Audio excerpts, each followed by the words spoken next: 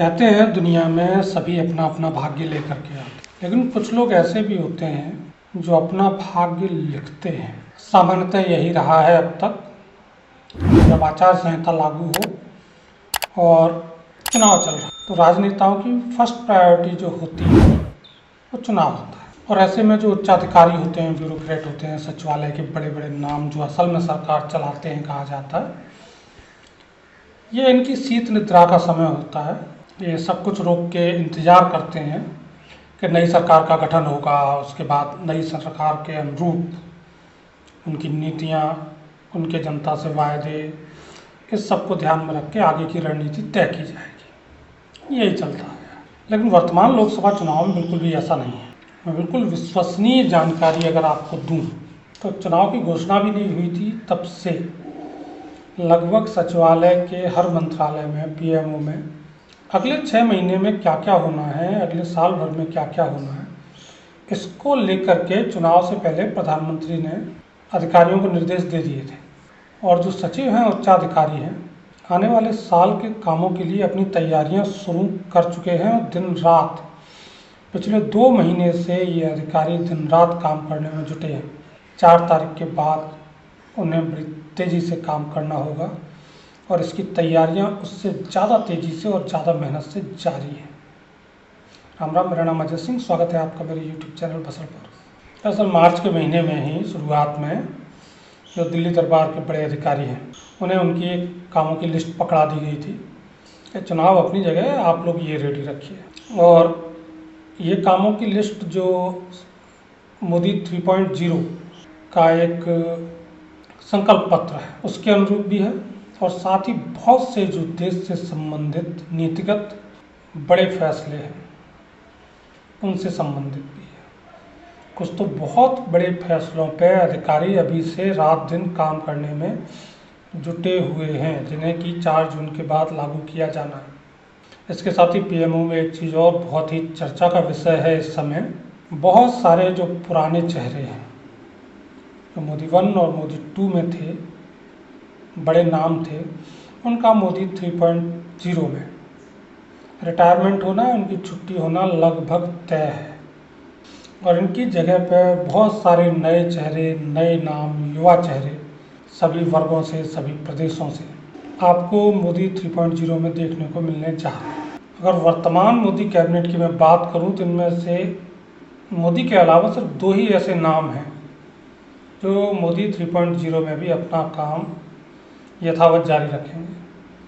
सबसे पहला नाम है गृह मंत्री अमित भाई शाह का, और दूसरे नंबर पर हैं भारत के जो विदेश मंत्री हैं एस जयशंकर साहब, और जो चुनाव से दूर रह के अपने मंत्रालय का काम सुचारू रूप से जारी रखे हुए हैं उनका। इन 2 के अलावा कोई तीसरा ऐसा नाम नहीं है जिसका मोदी 3.0 में होना तय मान लिया जाए। मोदी जी की जो वर्तमान कैबिनेट है उसकी जो एवरेज एज है, औसत आयु, वो 58 साल है। और मोदी जी भविष्य की राजनीति और भविष्य के नेतृत्व को ध्यान में रखते हुए इस एज को 10 साल तक घटाना चाहते हैं। ये उनकी रणनीति है भविष्य को लेकर। कई चेहरे हैं जिन पर लगातार पिछले कार्यकाल में मोदी की नज़र रही, उन्हें सुनिश्चित तौर पर स्थान दिया जाना तय किया गया है मोदी जी द्वारा नई कैबिनेट में। और इन्हें जो जगह दी जाएगी उसमें 2-3 बातों का खास ख्याल रखा जा रहा है। एक चीज़ तो ये है कि लगभग सुनिश्चित हो गया है कि जो अगला चुनाव होगा उससे पहले हमारी जो संसद है उसका विस्तार होगा। नवीन संसद भवन इसी उद्देश्य को लेकर बनाया गया है और इसमें करीब 900 लोगों की लोकसभा में बैठने की जगह है नए संसद भवन में। तो ये तय है कि परिसीमन होगा, विस्तार होगा हमारे सांसदों की संख्या का, हमारे सांसदों की संख्या का। और जो नवीन संसद 2029 की होगी उसमें 750 या उससे ज़्यादा सदस्य हों। ऐसे ही राज्यसभा में संख्या 350 से 400 होने जा रही है।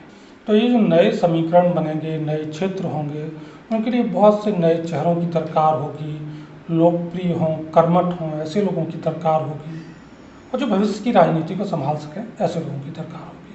1977 के बाद से ही संसद का विस्तार नहीं हुआ है और भारत की जनसंख्या लगभग 2 गुने के आसपास हो चुकी है। दिसंबर 2019 में ही पूर्व राष्ट्रपति प्रणब मुखर्जी जी ने इसके विषय में कह दिया था और कहा था कि अनिवार्य है, किया जाना चाहिए, और तब से इस पर काम भी लगातार जारी है।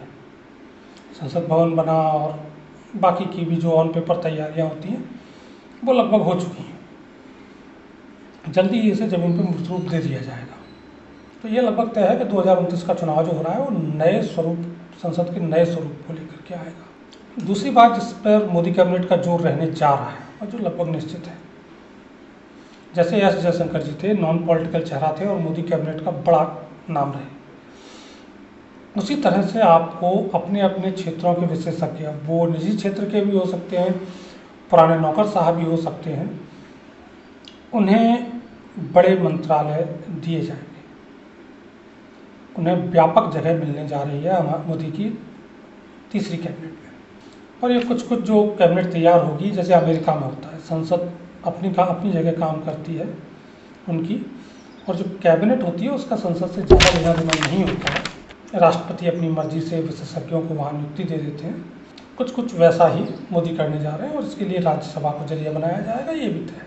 क्योंकि सबसे बड़ी मुसीबत जो फेस की है 2019 से 2024 के बीच मोदी सरकार ने, जो डिसीजन मेकिंग रही, वो जिस क्षेत्र में सबसे तीव्र निर्णय लिए जाने की उम्मीद मोदी लगातार कर रहे थे, उस मंत्रालय की डिसीजन मेकिंग सबसे स्लो रही।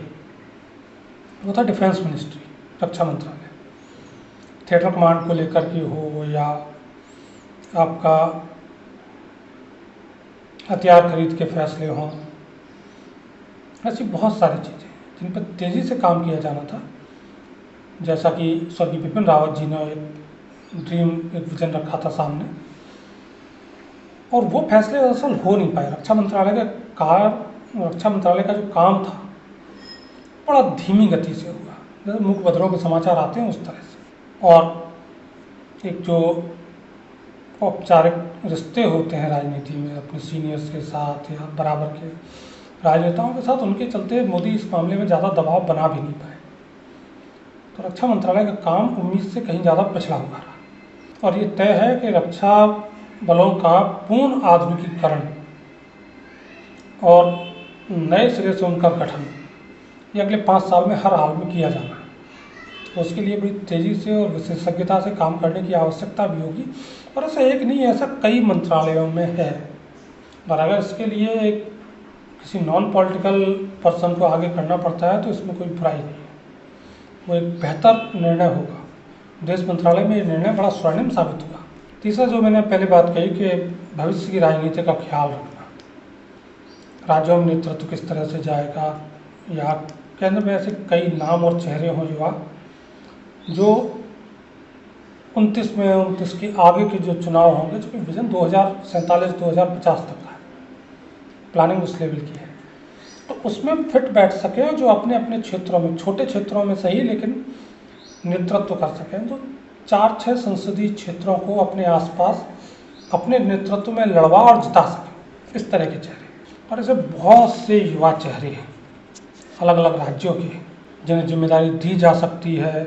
और उनमें से अगर मैं कुछ अनुमानित नाम आपको बताऊं जो लोकसभा का चुनाव है, जिन्हें उतारा भी गया है मैदान में, और पूरी संभावना है कि वो शायद मोदी कैबिनेट में भी उनमें से कई चेहरे जगह बनाएं, तो मैं आपको कुछ नाम उनमें से बताता हूं। आंध्रा से सीएम रमेश है, वह जमीनी व्यक्ति, लगातार पार्टी से जुड़े रहे हैं और लगातार जो आंध्रा में पार्टी का विस्तार देने का उनका प्रयत्न है वो रहा है। असम से दिलीप सैकिया और कृपानाथ मल्लाह जैसे चेहरे, ज़्यादातर चेहरे वही हैं जो युवा तो हैं ही लेकिन जो ज़मीन पर बहुत मजबूत है काम करने में। बिहार से चिराग पासवान, मिथिलेश तिवारी है। दिल्ली से बांसुरी स्वराज, ये चेहरा लगभग निश्चित है कि कैबिनेट में शायद जगह पाए। गुजरात से जो एक युवा और नया चेहरा जिस पर मोदी का आशीर्वाद भी है, राजेश चुडस्मा। कर्नाटक से के सुधाकर और तेजस्वी सूर्या है। तमिलनाडु से सबके जाने पहचाने नाम के अन्नामलाई। एमपी से हिमाद्री सिंह और ज्योतिरादित्य सिंधिया जैसे नाम। महाराष्ट्र से भी कई युवा नाम हैं, हिना गावित हैं, रक्षा खड़से हैं, भारती पवार हैं, श्रीकांत शिंदे हैं, उज्ज्वल निकम हैं। और इनमें से कुछ चेहरे आपको कैबिनेट में मिलेंगे ही। उत्तर प्रदेश से भी रितेश पांडे, रेखा वर्मा और जतिन प्रसाद जैसे चेहरे हैं। तो ये वो युवा चेहरे हैं जो मोदी कैबिनेट में बड़ी जिम्मेदारियां भी पा सकते हैं और जिन्हें आगे बढ़ाया जाएगा, प्रमोट किया जाएगा आगे की राजनीति के हिसाब से। बंगाल से गौरीशंकर घोष और सुकांता मजूमदार भी इन्हीं चेहरों की लिस्ट में जोड़े जा सकते हैं। इनके अलावा जो सीनियर विंग में हैं उनमें से जिन लोगों को बड़ी जिम्मेदारियां दी जाने वाली हैं, ऐसे भी कई नाम हैं। सबसे पहले मोहम्मद शिवराज सिंह चौहान जो एमपी से केंद्र में आ रहे हैं। बड़ा अनुभव है, बहुत ही कर्मठ नेता के तौर पर जाने जाते हैं और निश्चित तौर पर मोदी कैबिनेट में कुछ ना कुछ बड़ा उनके हाथ आने जा रहा है जिम्मेदारी के तौर पर। और जिनके साथ मोदी का बड़ा विश्वास जुड़ा रहा है, ऐसे नाम भी हैं कुछ अभी सेंटर में, जैसे भूपेंद्र यादव थे, स्मृति ईरानी है, और उनके अलावा भी बात करूँ तो मनोहर लाल खट्टर जी हैं, और बंगाल से दिलीप घोष, क्योंकि शायद बंगाल के सीएम के तौर पे उन्हें आगे नहीं किया गया तो सेंटर में उन्हें बड़ी जिम्मेदारी दी जाएगी, ये तय है।